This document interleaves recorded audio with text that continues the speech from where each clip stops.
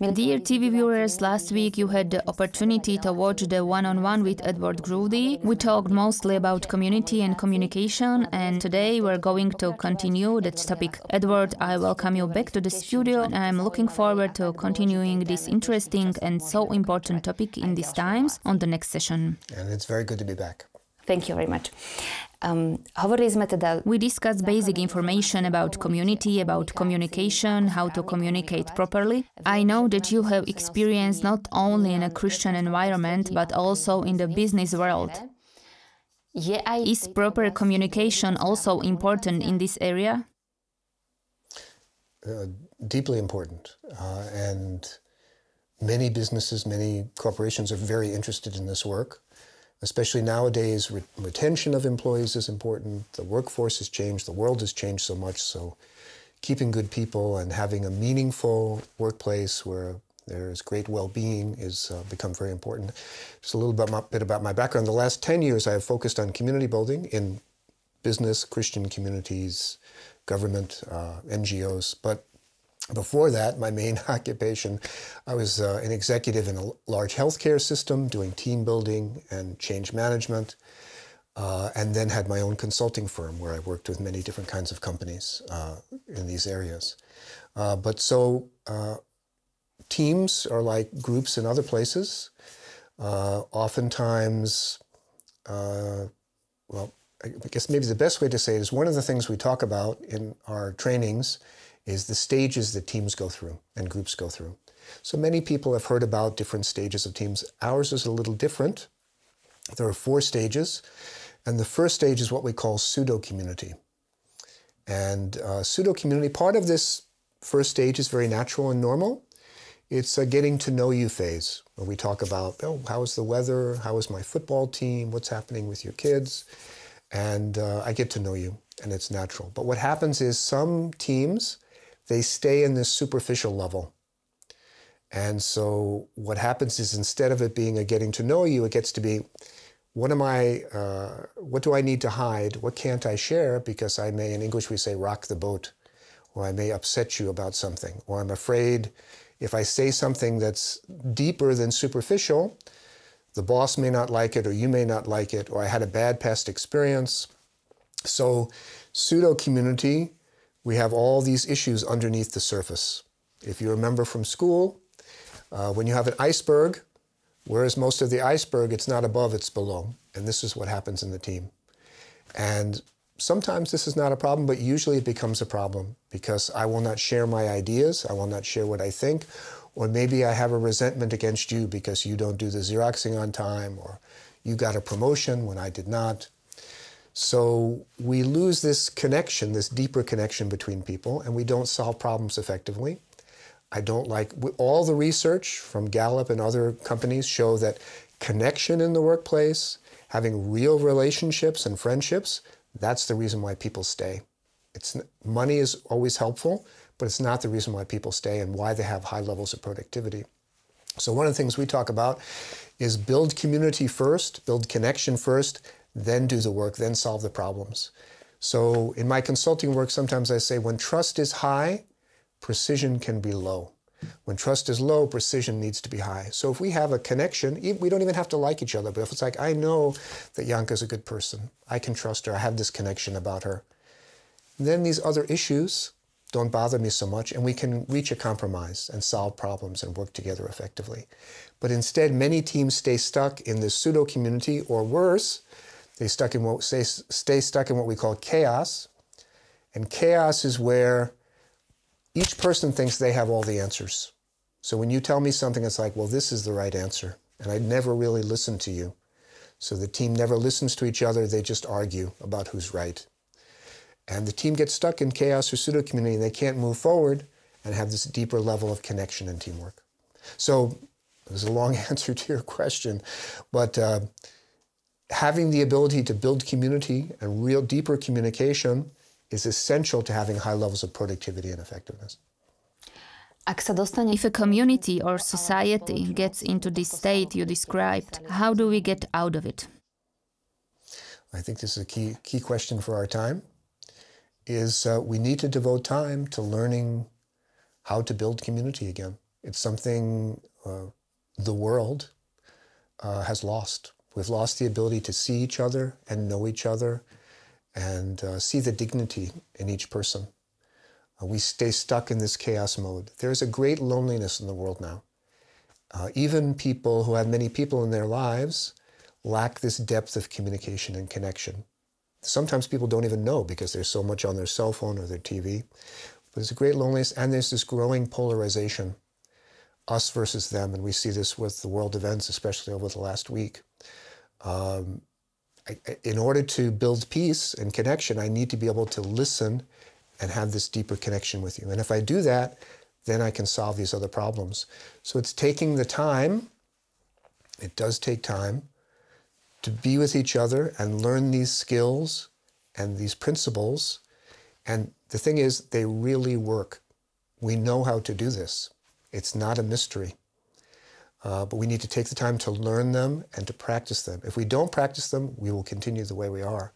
If we learn these skills and these principles, we can have this deep connection and a meaningful life, a much more meaningful life in our family, at work, and also on the world stage as well. Is this what you do in your community building seminars? Yeah, the seminars are about, we have 2 basic seminars, and sometimes we adjust them for different audiences. If it's business, we adjust it. If it's a spiritual experience. But so there's several different objectives. One objective is for me to learn about my own obstacles to being present and to being authentic with you. I have my own obstacles. So I learn about them and I practice letting them go. There's a line from a poet. He says, your task in life is not to seek love. Instead, it's to remove the obstacles and barriers that prevent you from receiving it. So we help you identify what are your obstacles that prevent you from receiving from people and letting them really know you. Then we're also, and this is connected to these skills and guidelines, we have 12 key guidelines that if you follow them, you will build safety and deeper connection with people. And then it's simply to have this experience of what we call true community, which is very rare. And it involves a group practicing all these skills and principles, and they have this deep experience of connection. And we call it the spirit of community. It's where the Holy Spirit is fully present, and I'm allowed to surrender and be myself with you, and I see you and you see me.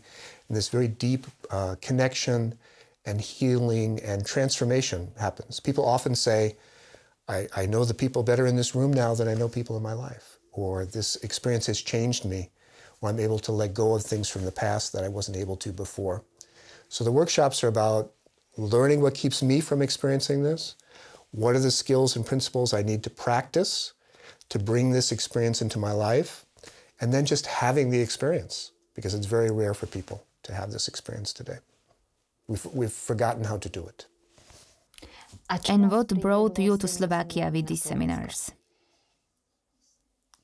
Yeah, so I have been doing this work in the United States, and people from Europe contacted me and said, we want to do community building, but we're learning how to do it from Scott. The originator of this process is M. Scott Peck, MD, very famous Christian psychiatrist and author.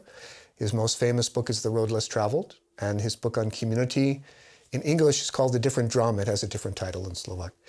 So people had read his books in Europe, and he was very popular in Europe. But they said, we want to do community building, but we're learning from a book. And some people were doing the workshops on their own, and it was okay. Other people were doing it, and they were not doing it well. And sometimes people were having bad experiences and being injured by the process. So they asked me to come and do professional training. We did, this was maybe 6 or 7 years ago, and overnight it blossomed. Andrika, help me with the name, Mikoloveshikova.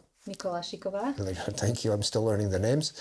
And Carol Harian and Sylvia Harian from Bratislava, Slovakia, said we want to bring this to Slovakia. So now we've done, I don't know, maybe 10 workshops, and it continues to grow very quickly. We're in Germany, Poland, Switzerland, Hungary, Austria, and Latvia. It's growing very quickly throughout Europe. So we do professional training and offer workshops for businesses, for people on their own spiritual journey, a lot with NGOs, because it also helps the clients in different NGO programs to heal and move forward. So it's very exciting what's happening throughout Europe, especially in Slovakia. We're also doing a lot of work with the monastic community in Slovakia, which I really enjoy. Slovaks are said to be tough, sometimes finding it difficult to accept new things from the outside or advice from strangers. So, what is your experience with us, with Slovaks? I need to be honest with you, I love Slovakia. I'm not just saying this. I've been to many different countries. I experience the Slovak people as having great warmth. In English, we say down to earth. So this has been my experience. And I think, I don't really know, but I think it's because there is this foundation of Christianity and Catholicism in the culture. So there is this spiritual foundation that really helps the process. So in the community building process, there is some teaching, but it's more experiential. So, and the Spirit becomes present. So it's not so much reacting to the teachers as it is having the experience. So I think this helps as well. But my experience I very much enjoy coming to Slovakia. It is probably not possible for all the people in Slovakia to attend your community building seminar. If someone who watches us does not have that opportunity and would like to take just one thing away from the 2 sessions that we have prepared with you, what should it be? What would you convey to him or her as that kind of fundamental idea? Yeah. Can I have 2 things? Nech sa páči. They're connected. I would say if you really want to build connection with someone, there are 2 things. We call it listen, only listen. When someone is talking to you and you want to be connected to them, you care about them, listen, only listen. Don't give them advice. Don't teach them. Don't preach to them. Just listen and don't talk. Maybe later, tomorrow, you give them advice. Just create space for them and be present for them. Then also, after that, if there's time for you to share, it's worth it to take a risk and let people know you and see you and be vulnerable and not be so perfect or in control, but let people see all of you. This would be my message. Thank you very much, Edward, for accepting the invitation to today's show. I have found the 26 minutes to be enriching already, and I believe that all of the seminars that you offer are just as enriching. Thank you for doing this. And I wish God to bless you in the work that you are doing so that you can continue to spread this beautiful idea for many, many years to come. I receive that blessing and pass it on to you as well. Thank you very much. To you, dear television viewers, thank you for your attention, of course, and I remind you again, if you want to learn more about communication, you can do so both through the seminars that we have been talking about, but also through our program. It can be done in other ways, which can you find in our archive. Thank you for your attention and have a blessed evening. See you soon.